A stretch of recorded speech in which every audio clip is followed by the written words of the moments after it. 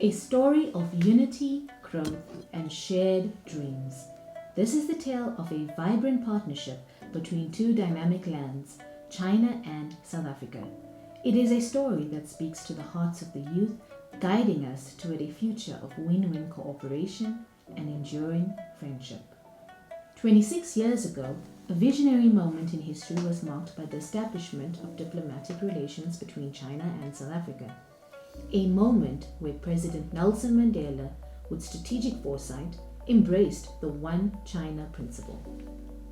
This foundational step has since blossomed into a robust relationship now hailed as a golden era under the guidance of President Xi Jinping and President Cyril Ramaphosa. Actually, you see, the theme of today's event is to meet the younger generation.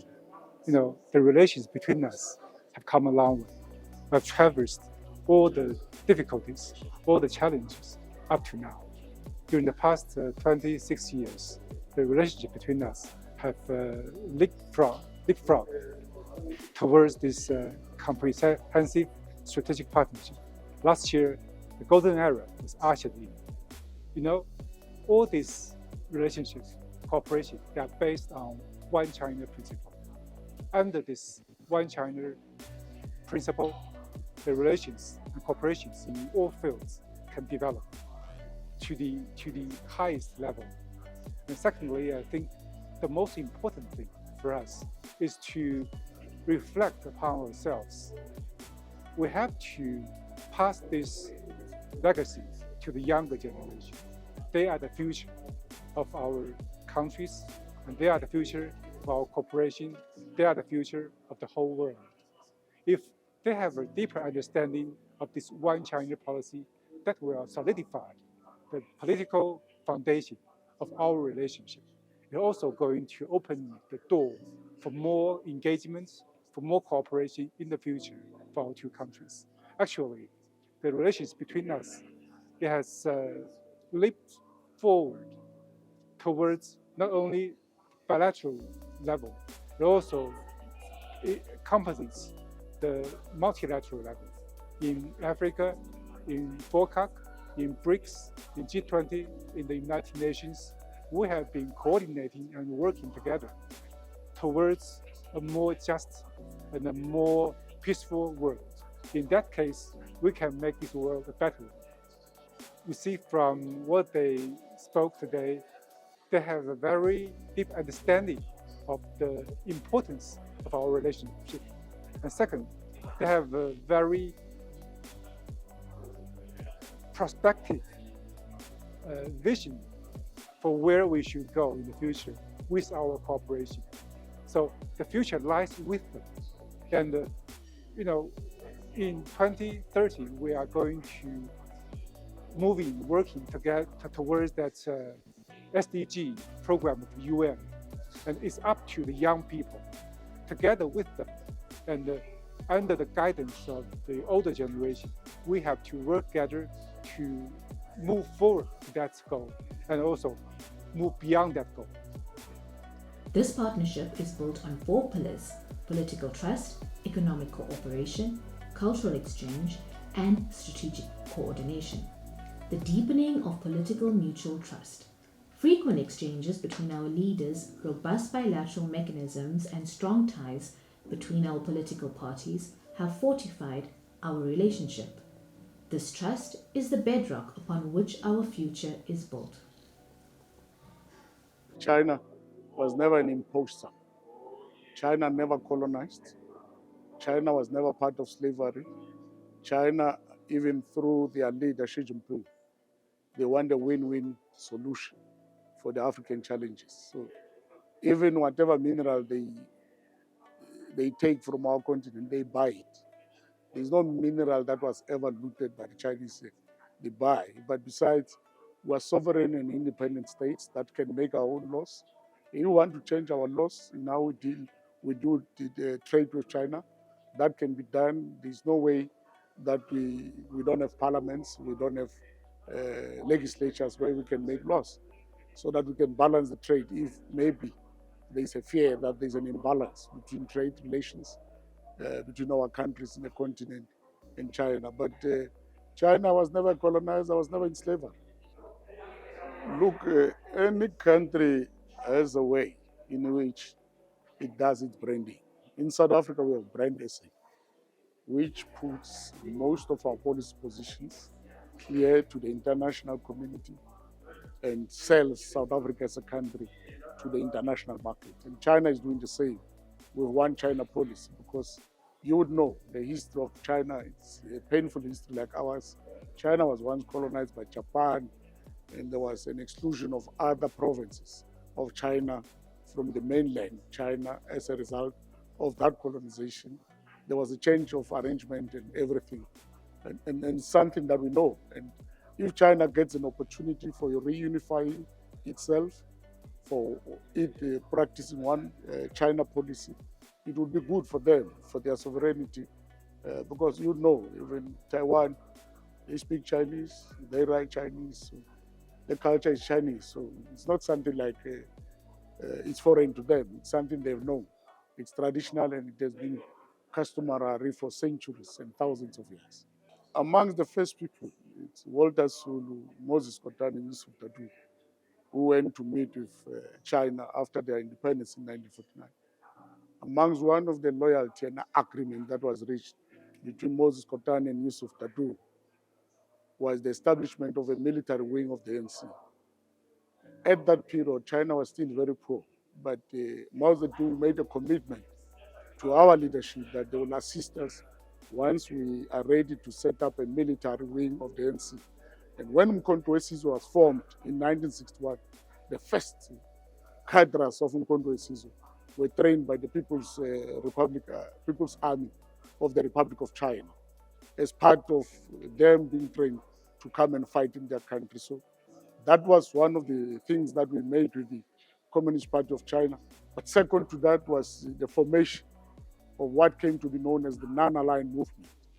Non-aligned movement, when we went to China to ask for weapons, we also went to them to lobby them. They assisted us to organize the Africa-Asia Pacific Conference, which was known as the Bandung Conference of 1955, which later gave birth to the non-aligned movement. Those are some of the initiatives that we've done jointly with the Communist Party of China. They have not disappointed us, and we have no reason to doubt or to have any mistrust to them. Young people are the torchbearers of our shared destiny. To the youth of China and South Africa, you are the vibrant force that will shape the future of our relations.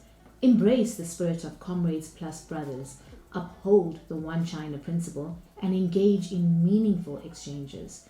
Your efforts will inject new energy and impetus into our bilateral relationship.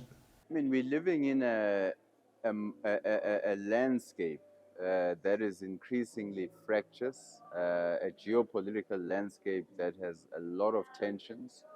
We're in an era where there's a lot of disinformation, where there's a lot of misinformation. And it's important that you are having a conversation amongst young people in terms of what drives this relationship between China and South Africa. What is the history of this relationship? Where is it coming from? And also, where is it going? Especially in an increasingly contested geopolitical landscape. Many of these young people have an interest in studying in China. Some are already studying about China whilst they are here.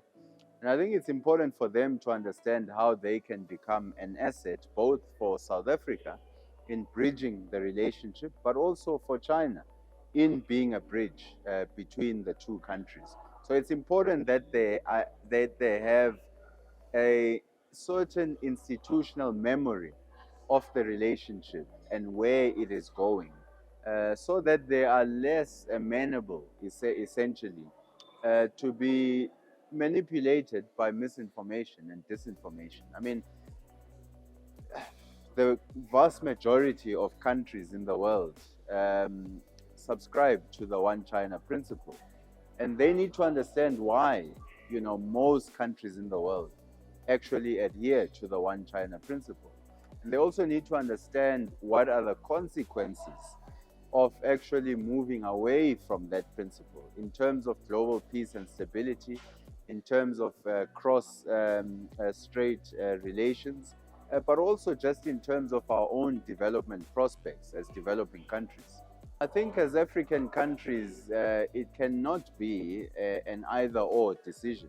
African countries have no interest in being forced to choose between China and the West or between any other major blocs.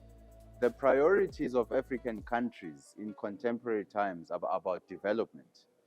And if our interests are centered around development, then the continent is large enough to accommodate all of the great powers. But what's important is that these great powers are engaging Africa on the basis of Africa's own development priorities. And so African countries do not want to be lured into a situation where they're forced to choose. The fact that they are deepening relations with China should never be interpreted by Western countries as being an anti-West position. In fact, China hardly pressures African countries, to not deepen their relations with the West.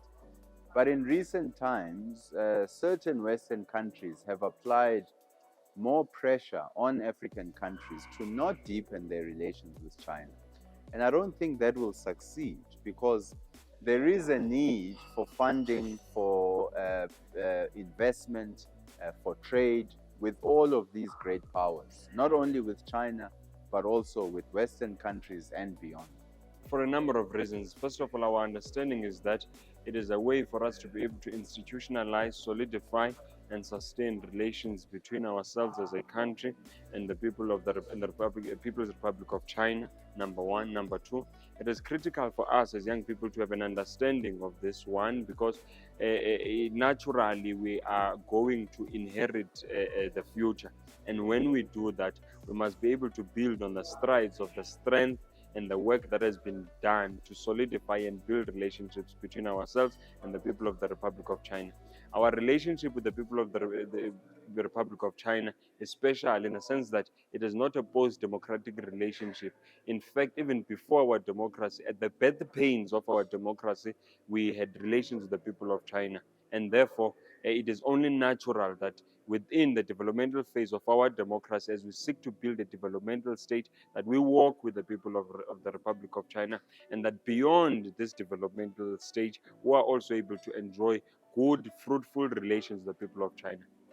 Lastly, the reality is that the unipolar world arrangement is being challenged and will eventually collapse. And we would hope that when that does, when we seek to establish a multipolar world, that ourselves and the people of the Republic of China would be able to have relations that will go on to redefine a new era of justice, a new era of mutual development and respect for each other's sovereignty, as we seek to build a better world for all. So that is our understanding of the One China policy, but also that is our understanding of the responsibility and of young people to appreciate the relations we are having with the Republic of China and to be able to build on those. We have to conscientize young people, number one. Number two, we have to invest in arts and culture, because what you speak of really has been ushered in and facilitated through arts and culture. If we are able to build if we deliberately invest in arts and culture and the extent to which we will see and the type of country we want to develop, we can't have a clay arts and culture that can be molded by anyone who gets a hold of it. Yes, we're a democratic country, but we have aspirations and we have values that define who we are as a country. And that must cut across and that must come forth even in our arts and culture.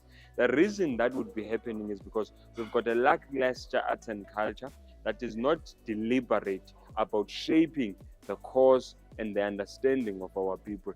The very same way that the West is doing, and even using arts and culture almost as some sort of a virtual colonization of some sort through arts and culture. So we just need to be a little bit more deliberate in terms of our arts and culture and other facets of our society.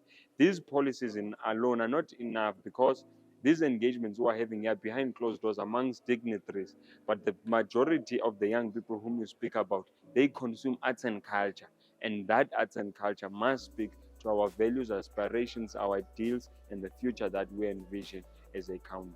Like everyone discussed today, it is very, very important for everyone to learn about the One China policy, because China does not only care about their own personal interests, but they are very interested in developing other countries as well and having shared interests. So therefore, as long as the youth is educated about the One China policy and the principle and the framework, it is more better and highly likely that they will be able to continue with the shared efforts in future, because as we know, the youth will slowly be taking over and they will be the next leaders. Therefore, it is highly crucial for them to learn about the One China principle.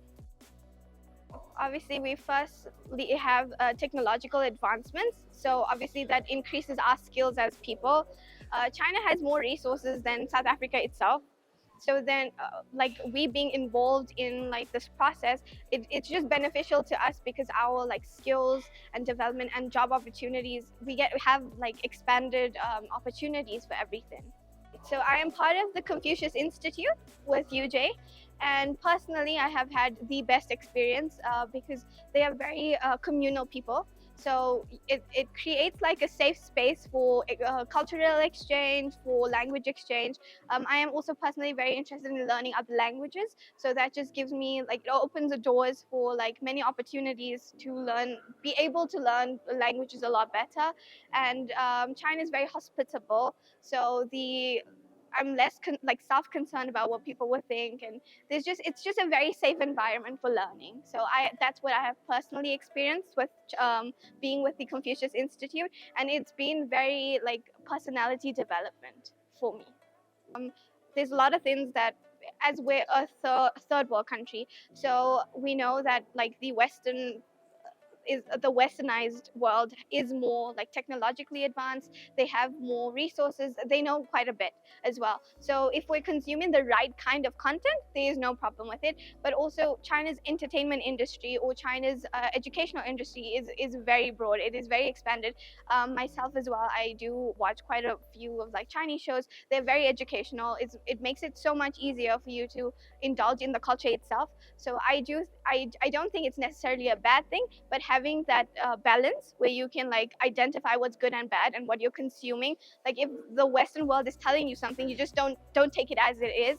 As long as you're responsible enough to know what is right and wrong, and you can investigate further, and you just don't rely on the information that they're giving you, because the Western media does feed a lot of negative information about Asia as a continent itself, and Middle East and Palestine right now at the moment. So it is just safer for us to keep investigating, and we need to be our own source of information instead of just trusting the Western media. One China policy, it is the DNA of our foreign policy.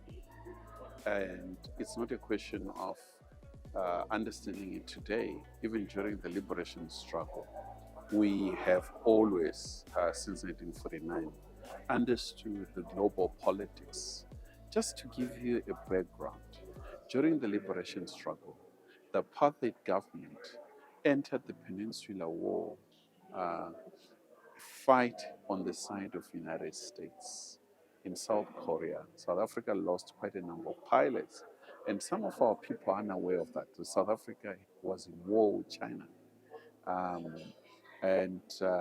While liberation movement, the ANC was supporting China. And from that understanding and what happened within China itself, why I'm making reference to the Peninsular War and the Korea War, it's because Taiwan itself, United States, supported the nationalists when they were defeated in 1949 into Taiwan.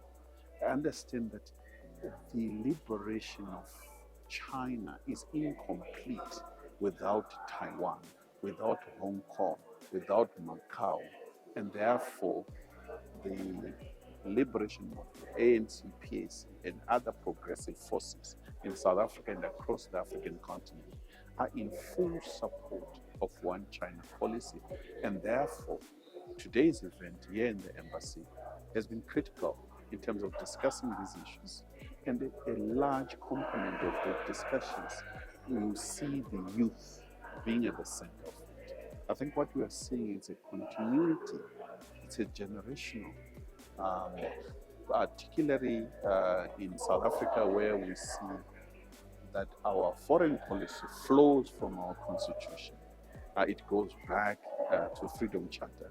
So these issues are embedded in our own politics and understanding of the world, that we seek a peaceful world order, we seek multilateralism as a legitimate way of global governance, and we also seek peace and security through understanding and non-interference in the affairs of other countries, particularly China, in an evolving world order in which we see Western powers, United States in particular, arming a number of countries, NATO and the role of NATO that we opposed in 2011, attacking Libya and killing Muammar Gaddafi. And we see the very same NATO moving into Ukraine and now moving into the US, pivoting from Middle East into South China Sea. And Taiwan becomes right at the center of these issues. So we are not blind to what is happening in the world. And even our own youth also are fully understanding and appreciate these issues. And therefore, I think the debate and the discussions, views expressed in today's event were quite critical in fulfilling that South Africa's foreign policy position. The views, I mean, the geopolitics, it's coming in different formats. At times it comes in the language that we use, and where democracy is used in a very different way. And we also see that the issue of Taiwan being a democratic, is seen as the basis for independence. And China has always been on the side of oppressed in the liberation of the continent, and to even think of colonialism, imperialism, combine it with China, it's a misnomer. It does not hold water. They've been using these terms. It's not holding because our people are not blind to history. They are not blind and they fully understand what happened, that China has never colonized any country. Instead, China has been playing a constructive role in development, in security, working closely with Africa. That does not mean that Africans or South Africans have no issue with China, but these issues are ventilated in the right channels, and we have at the bilateral level where issues are discussed. We have at the multilateral level, Africa-China, the Forum on Africa-China Cooperation that is coming soon this year in Beijing, where these issues and disagreements are discussed and a solution is found without using mega diplomacy to embarrass and humiliate China in a way that in its sake to maintain the hegemonic of the Western world order. So one would dismiss that. At a financial level, when you talk about infrastructure development and massive infrastructure development that China has done on the African continent, there's yet another injection of new terms such as so-called debt trap. All these are tools that are used to misinform, disinformation, part of geopolitics, a warfare that is unfolding today, where these terms are just thrown in a haphazard way. And if it falls in the hands of those with no historical perspective, some will buy these views face value. But fortunately, rather, for some of us, we don't forget the past. That informs today and going forward. South Africa's politics and expressing its foreign policy, it's one that does not seek to take sides. So what we are saying, as close as we are to China, we are equally saying we are a democratic country. We choose friends We have friends in the West, and we share certain elements in terms of the nature and character of our politics. However, I think what we need to underline is that as much as we follow a liberal democracy order, as you see with our forthcoming elections, our constitutions, and what we say at the global level, we live truly to our constitution's tenets that we want development. And when we look at development, we also want to learn from what China has done. It has uplifted 800 million people from poverty. We suffer from massive poverty. Politically, we follow a Western kind of system and model, and therefore we prefer to have both. We don't choose. We follow the West, but that not mean following the West is to used as proxy in fighting China. I think that message is quite clear, that even our own youth are now starting to understand and appreciate. When you come up with theories, those theories are from experience. As you know, most of the things that I do is auto-ethnographic. It's like, what is it that I've experienced? We experienced before exile, and coming back home. The tendency was to point at the one who's evil or the one whom you are against. We didn't prepare for the time from 1994 until today. That's why we're in this impasse as a country. But at the same time, what is happening now, which is going to be a burden or a load for our youth, it is the fact that there's a global paradigm shift. A global paradigm shift within two instances. The first one is multipolar to unipolar, the insistence of unipolar, the insistence of the first world vis-a-vis the developing world. The second one is that even our means of communication are changing. So the issues brought by social media or brought by AI needs other tools for creating systems and new narratives of representation. And you know, as in Africa, we've been the part of the entire history in terms of representation. So these youth, whilst they're looking and analyzing events that are happening in this paradigm shift, they should establish a platform for future scenarios. The future scenario that I see a closer communication, not only with China, but with the Western world as well. But I see a more floral type of communication between friends. Reason being that previously, when the West closed its media channels, we were all left stranded. Even the latest beginning of the China-Africa relations, which started in 1978 to 1990s, to the opening up policy of the year 2000, we were still knowing each other by proxy. It was Western narrative that Chinese read in order to understand Africa. But also, it was Western media that Africans looked upon in order to understand China. What does that mean? It means the 1960s cross-cultural communication or cross-cultural civilization platforms are no longer viable. We've got new players, we've got multipolar players, but these multipolar players are no longer playing in the traditional spaces of yesterday, both rationally in terms of higher politics and in terms of engagements. I can take out my phone and call China using only less than 2 rands now and have an entire conversation.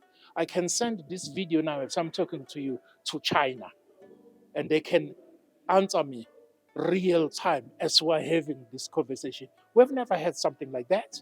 We've never had what we call augmented reality. We always spoke of a virtual reality. Virtual reality is an ideal reality that you want. Therefore, you create it in these other spaces that are non-human. But the tools we have today, they create augmented realities. I can augment myself by having another background, by having other people that are not here in this discussion. People who are sitting in Vietnam, in Lemos, in Laos, in Sweden, in London.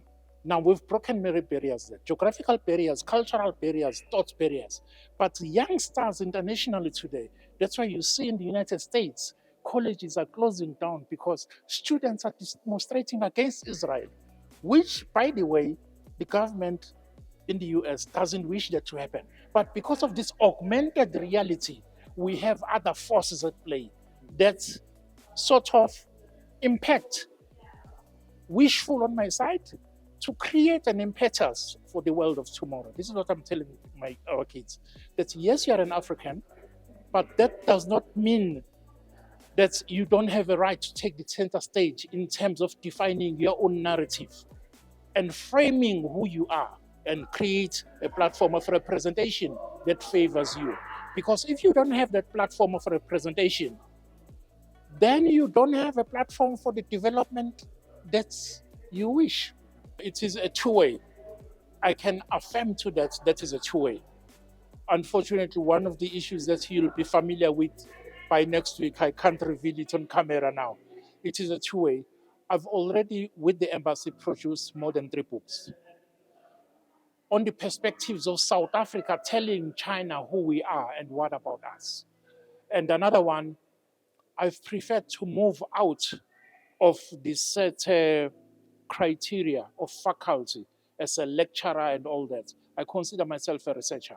Although I cooperate with UNISA, but I cooperate with them under SELE encounters cross-civilizational communication strategies, exactly for the point that you are doing.